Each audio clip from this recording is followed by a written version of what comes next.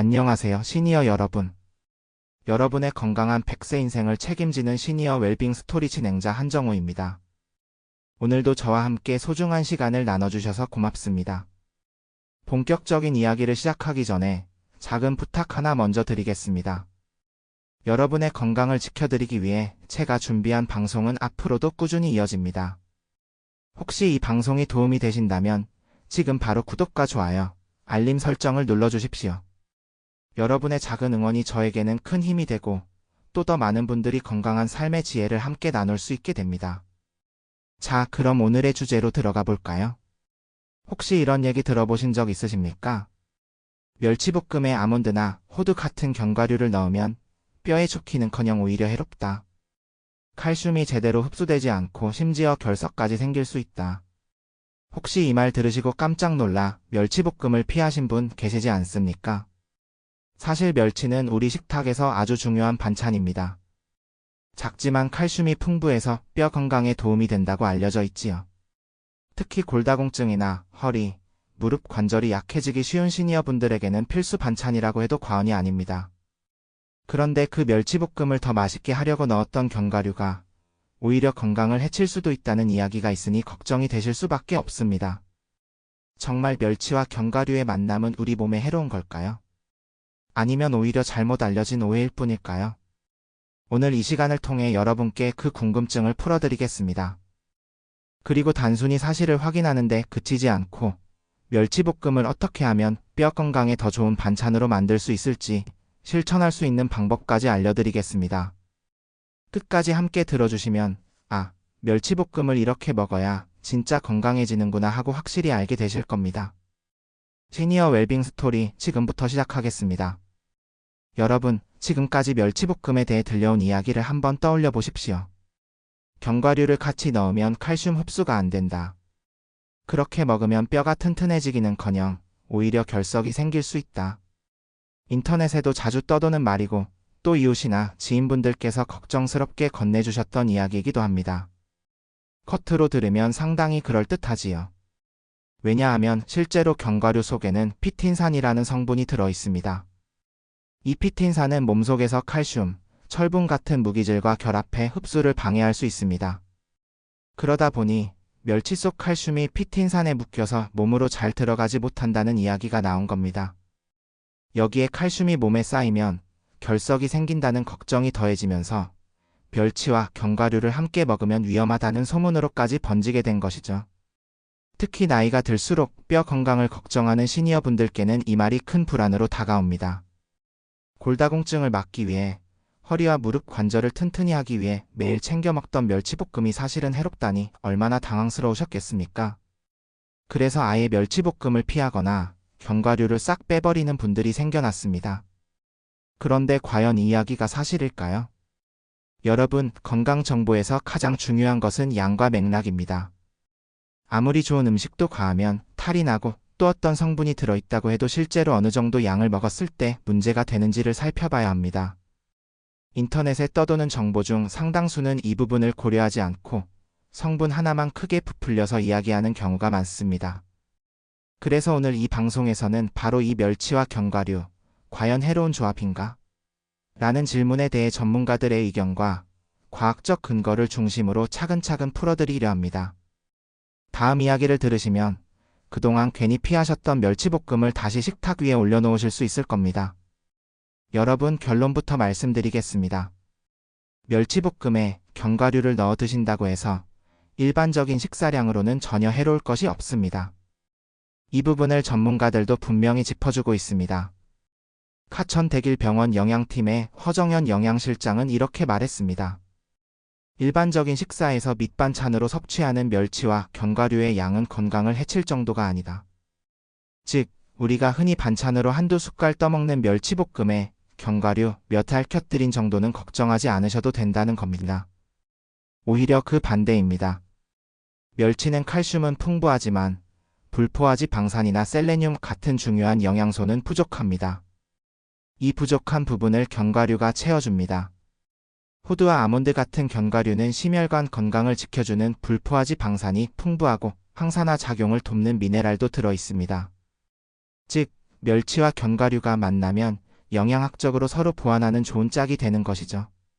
그럼에도 불구하고 많은 분들이 걱정하시는 이유는 바로 과잉 해석 때문입니다. 성분 하나만 떼어내서 위험성을 과장하면 듣는 사람 입장에서는 당연히 겁이 날 수밖에 없습니다. 하지만 실제 식탁에서 우리가 섭취하는 양은 학문적인 실험실 데이터와는 전혀 다릅니다. 과학적 근거를 일상 식사에 그대로 적용하려면 반드시 현실적인 섭취량을 고려해야 합니다. 이 대목에서 중요한 사실 하나를 짚어드리겠습니다. 결석은 단순히 칼슘 때문만이 아닙니다. 수분 섭취 부족, 고염식, 유전적 요인 등 다양한 원인이 함께 작용합니다. 그런데 마치 멸치와 견과류만 먹으면 바로 결석이 생기는 것처럼 알려진 것은 명백히 왜곡된 정보입니다. 그러니 여러분, 이제는 안심하셔도 좋습니다. 밥상 위 작은 반찬 한 접시, 그 정도 멸치볶음에 견과류를 넣는 것은 뼈 건강에 득이 되면 됐지 결코 해가 되지 않습니다. 괜히 겁을 먹고 좋은 음식을 멀리할 필요는 없다는 것이죠. 그렇다면 혹시 여전히 마음이 불안하신 분들, 나는 그래도 조심하고 싶다 하시는 분들은 어떻게 하면 좋을까요? 다음으로는 조금 더 안전하게 멸치볶음을 즐기는 방법, 견과류 고르는 법과 조리법을 알려드리겠습니다. 여러분 혹시 아직도 마음이 불안하신가요? 전문가가 괜찮다 해도 나는 결석 때문에 한번 고생을 해봐서 더 조심하고 싶다. 내 뼈가 약하니 조금이라도 칼슘이 잘 흡수되도록 챙기고 싶다. 충분히 이해할 수 있는 걱정입니다. 그래서 오늘은 그런 분들을 위해 조금 더 안전하게 멸치볶음을 즐기는 방법을 알려드리겠습니다. 첫 번째 방법은 견과류의 종류를 바꾸는 것입니다. 앞서 말씀드린 대로 아몬드와 호두 같은 견과류에는 피틴산이 비교적 많이 들어 있습니다. 이 성분이 칼슘과 결합할 수 있다 보니 걱정이 생기는 것이지요. 하지만 모든 견과류가 그런 것은 아닙니다. 잣, 브라질너트, 마카다미아 같은 견과류는 피틴산 함량이 낮아서 멸치와 함께 먹어도 부담이 훨씬 적습니다. 멸치볶음을 할 때 아몬드 대신 잣을 넣어 보십시오. 맛도 고소하고 영양도 든든하며 걱정도 덜 수 있습니다. 두 번째 방법은 조리법을 바꾸는 것입니다. 견과류를 그냥 볶아서 쓰는 대신 물에 불려서 사용하는 겁니다. 보통 8시간에서 12시간 정도 물에 담가 두면 피틴산이 일부 빠져나옵니다. 그렇게 불린 견과류를 건져내어 살짝 볶은 뒤 멸치와 함께 조리하면 칼슘 흡수 방해에 대한 우려를 크게 줄일 수 있습니다. 조금 번거롭게 느껴질 수 있지만 건강을 생각한다면 충분히 시도해 볼 만한 지혜로운 방법입니다. 생각해 보십시오. 멸치볶음은 누구나 쉽게 만드는 반찬이지만 작은 습관 하나만 더해도 훨씬 건강한 밥상이 될 수 있습니다. 그 습관이 바로 견과류를 불려서 쓰는 것입니다. 결국 음식은 어떻게 다루느냐에 따라 약이 되기도 하고 독이 되기도 합니다. 조리법의 차이가 건강의 차이를 만든다는 사실 꼭 기억해 두시기 바랍니다. 그러니 여러분, 멸치볶음을 아예 멀리하실 필요는 없습니다. 견과류를 잘 고르고 또 조리법을 조금만 바꿔도 안심하고 드실 수 있습니다. 이제는 두려움보다 지혜로움으로, 걱정보다 실천으로 밥상을 지키셔야 합니다. 자, 이렇게 멸치와 견과류를 더 안전하게 즐기는 방법을 말씀드렸습니다. 그렇다면 혹시 견과류 대신에 넣을 수 있는 다른 재료는 없을까요? 멸치와 훨씬 더 좋은 궁합을 이루는 채소들, 지금부터 함께 살펴보겠습니다. 여러분, 이제는 멸치볶음을 더 건강하게 만드는 또 다른 방법을 소개해드리겠습니다. 바로 견과류 대신 채소를 곁들이는 것입니다. 멸치볶음은 원래 고소하고 짭조름한 맛이 특징이지요.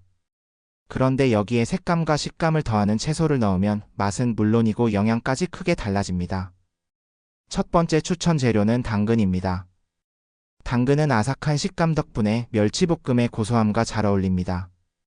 무엇보다 베타카로틴과 비타민C가 풍부해서 뼈 건강뿐만 아니라 면역력에도 도움을 줍니다. 나이가 들수록 떨어지는 항산화 능력을 보완하는 데도 큰 역할을 하지요. 두 번째는 고추와 피망입니다. 이 두 채소는 특히 비타민C가 풍부합니다. 비타민C는 단순히 감기 예방에만 좋은 것이 아니라 칼슘의 흡수와 뼈 형성에도 관여합니다. 멸치의 부족한 부분을 채워주는 아주 좋은 파트너라고 할 수 있습니다. 게다가 고추 특유의 매콤함, 피망의 달콤한 맛이 멸치볶음의 단조로움을 잡아주어 입맛까지 살려줍니다. 그리고 세 번째, 꼭 말씀드리고 싶은 채소가 있습니다.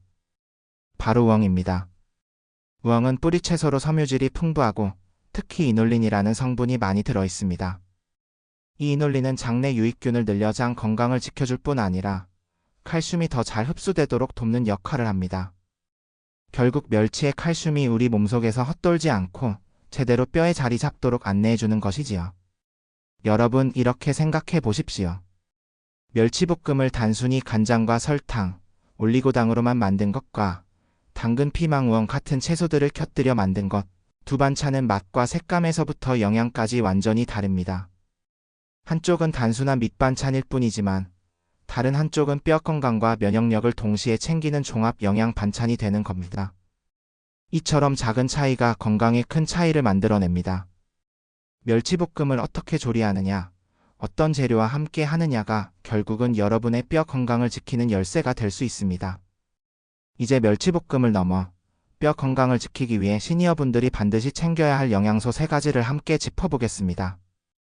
여러분, 멸치볶음 하나만 잘 챙긴다고 해서 뼈 건강이 완성될까요? 물론 멸치는 훌륭한 칼슘 공급원입니다. 하지만 칼슘 하나만으로는 뼈를 튼튼히 지키기 어렵습니다. 우리 몸의 뼈는 칼슘을 비롯한 여러 영양소가 함께 어우러져야 비로소 건강을 유지할 수 있습니다. 그중 가장 중요한 3가지는 바로 칼슘, 비타민 D, 단백질입니다. 이 3가지를 저는 늘 뼈 건강의 세기둥이라고 설명합니다. 첫 번째, 칼슘입니다. 말할 것도 없이 뼈와 치아를 구성하는 핵심입니다. 멸치, 두부, 청경채 같은 음식에서 쉽게 얻을 수 있습니다. 문제는 나이가 들수록 흡수율이 떨어지기 때문에 같은 양을 먹어도 젊을 때만큼 효과가 나타나지 않는다는 점입니다. 그래서 꾸준히 그리고 다양한 음식으로 보충하는 것이 중요합니다. 두 번째, 비타민 D입니다. 칼슘이 몸속에 들어왔다고 해도 비타민 D가 없다면 뼈 속으로 잘 운반되지 못합니다. 비타민 D는 칼슘의 길잡이, 운전기사 역할을 하는 영양소입니다. 햇볕을 받으면 우리 몸에서 합성되는데 시니어분들은 피부 합성 능력이 떨어지고 야외 활동도 줄어들면서 쉽게 부족해집니다. 따라서 하루 15분에서 20분 정도 햇볕을 쬐고 음식으로는 달걀 노른자, 표고버섯, 연어나 고등어 같은 기름진 생선을 챙기셔야 합니다. 세 번째, 단백질입니다. 많은 분들이 단백질은 근육만을 위한 것이라고 생각하시지만 사실 뼈 속에도 단백질이 중요한 기동 역할을 합니다. 뼈는 단백질 구조 위에 칼슘이 붙어있는 형태로 만들어져 있기 때문에 단백질이 부족하면 칼슘을 아무리 많이 먹어도 뼈가 약해집니다. 콩류, 생선, 살코기 같은 음식을 끼니마다 고르게 드시는 것이 필요합니다. 정리해보면 이렇습니다. 칼슘은 재료, 비타민 D는 운반자, 단백질은 기둥입니다.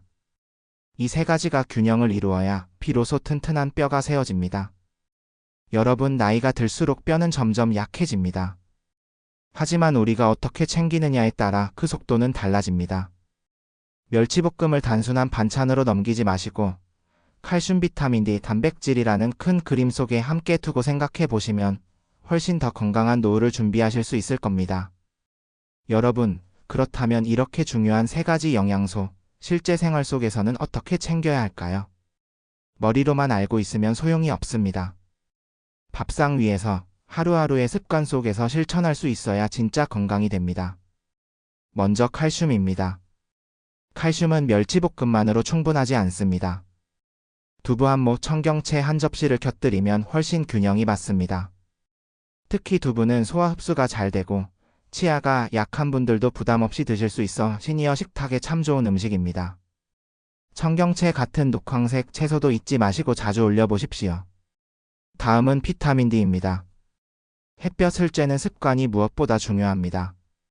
매일 아침 혹은 오후 한적한 시간에 15분 정도만 걸어보세요. 피부에서 합성되는 비타민 D가 칼슘을 뼈 속으로 데려다 줍니다. 만약 햇볕을 받기 어려운 날씨라면 표고버섯이나 달걀 노른자, 고등어나 연어 같은 기름진 생선을 챙기시면 됩니다. 특히 생선은 단백질까지 동시에 보충할 수 있으니 일석이조입니다. 그리고 단백질입니다. 많은 시니어 분들이 단백질은 젊은 사람이나 운동하는 사람만 필요하다고 생각하시지만 그렇지 않습니다. 뼈와 근육 모두 단백질을 기둥으로 세워야 합니다. 아침에는 두유나 달걀을, 점심에는 생선이나 닭가슴살을, 저녁에는 콩 요리를 곁들여 보십시오. 하루 3끼에 고르게 단백질을 나눠 먹는 습관이 중요합니다. 이 3가지를 모두 챙기기란 어려운 일이 아닙니다. 아침에 멸치볶음과 두부, 점심에 생선과 채소, 저녁에 달걀찜과 우엉볶음. 조금만 신경 쓰면 자연스럽게 칼슘, 비타민 D, 단백질을 다 채울 수 있습니다. 특별한 건강식이 아니라 우리가 늘 먹는 밥상에서 충분히 가능하다는 사실을 기억해 두십시오. 여러분, 건강은 거창한 것이 아닙니다. 작은 반찬 하나, 짧은 햇볕 산책 한 번, 콩 한 숟가락이 모여서 뼈를 지키고 근육을 살리고 삶을 지탱해 줍니다. 지금 이 순간부터 차근차근 실천해 보시면 1년 뒤, 5년 뒤 여러분의 몸은 분명히 달라져 있을 겁니다. 여러분, 머리로만 아는 건강법은 오래 가지 않습니다. 실제로 내 생활에 적용할 수 있어야 진짜 도움이 되지요. 그래서 오늘은 제가 직접 짜본 하루 식단 예시와 체크리스트를 드리겠습니다.